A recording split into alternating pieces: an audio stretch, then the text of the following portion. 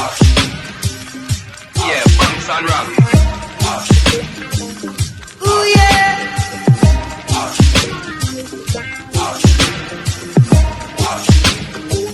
Well, alright, we're jamming. I wanna jam it with you. We're jamming. Hello folks, welcome to another Taste Buds episode, and today I'm making pineapple ginger beer. Yes, I am.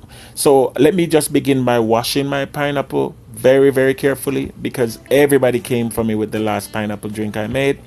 And I'm gonna peel it and make sure I save myself the skins.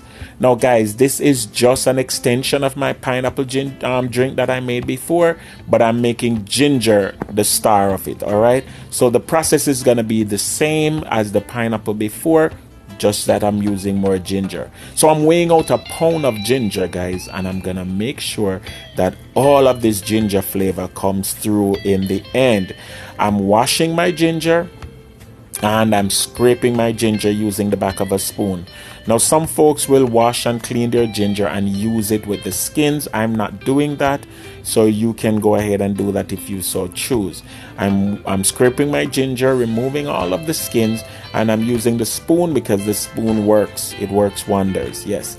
After doing this, guys, the very next step is I put my pineapple skins in some boiling water and allow it to steep for about 40 minutes to an hour. And I want to remove as much of that flavor as possible before I go ahead. I also made sure to add some cardamom to my pineapple skins because the cardamom gives an amazing amount of flavor. The very next thing I'm going to do is chop up my ginger to make sure that they work well in the blender. So I chop my ginger up, and I'm gonna be blending this to remove all of the juices. And then guess what, guys, I just realized the pineapple cores that I put in the pot, I'm also gonna take those out and blend it too.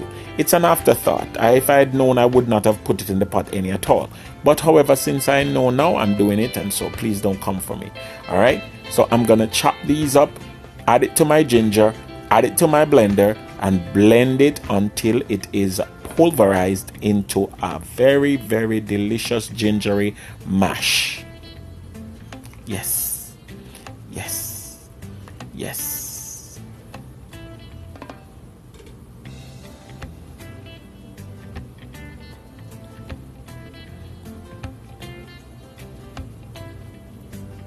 And guys, I know that other people makes their ginger beer differently. This is just my process. So if you do it differently, more kudos to you, more power to you. Please don't come for me. This is just my little way of doing it. All right, so I'm blending my ginger and my pineapple core, and the very next thing that I want to do is I want to strain my pineapple from the steeping liquid that I had them in. So I'm taking all my pineapple core from that steeping liquid, and I'm going to be straining that out, discarding the pineapple cores and skins, and then I'm gonna move ahead with the process. The next thing I'm gonna do after straining this is I'm gonna add my ginger back to this pot, and then I'm gonna turn on the heat again and allow this to steep, or simmer. You don't want it to boil, you just want it to stay in that hot water for another 30 to 40 minutes. I'm also adding orange skins to it at this time because I like the flavor that orange skins give, and I do know that it can add much more dimensions to my ginger beer. So I'm just peeling my orange and adding this to the pot, and then I'm gonna allow it to stay for a little while and gradually cool down on its own. So you steep it for 30 minutes and then you allow it to cool down on its own for a little while. Yes, man. Yes, looking good. So I'm gonna sweeten my ginger beer, guys, and for this I'm gonna be using lime and sugar. Before I sweeten it, however, I heard about a little experiment using rice to ferment something. So I'm adding some rice to some cheesecloth, and I'm gonna use that to ferment my drink, or attempt to ferment my drink. All right, and once it is cool, you want to add your rice package. So you add your rice package and you allow it to stay for, it by right it's supposed to stay maybe 24 hours or 48 hours, but however, I'm not doing all of that. I'm gonna sweeten my ginger beer, and I'm using sugar and lime. You wanna just peel your lime or cut your lime, juice your lime, add your sugar. Yeah, simple process. And this is sweetened to taste, guys. You have to put a little sugar and taste it if you like it, and put a little sugar so you don't over sweeten it or you don't make it too bland. All right, so you sweeten to taste.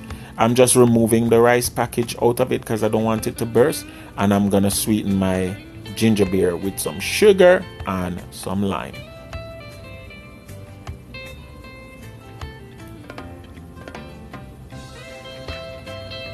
After sweetening, guys, the next step is to strain your ginger beer. Yes, I'm straining out the sediments, and I'm using a cheesecloth inside of a strainer. All right, now I don't think I'm putting it correctly, but however, it did work. After about the third or fourth time straining, I got most of the sediments out, and that was awesome. So I'm just letting you know, you have to set it the right way so that it doesn't fall in on itself. All right, and it go already. We do a thing. And then, guys, what I did was I made sure to put my ginger beer in an airtight container using glass, because I wanted to leave it out for maybe 2 or 3 days, 2 days at most. And that's what I did. Ginger beer. And guys, I can't tell you how good this tastes. The pineapple stands out strongly, and the ginger is so pronounced. If you want, you can add a little rum to this. If you want, you could embellish it in any which way you want.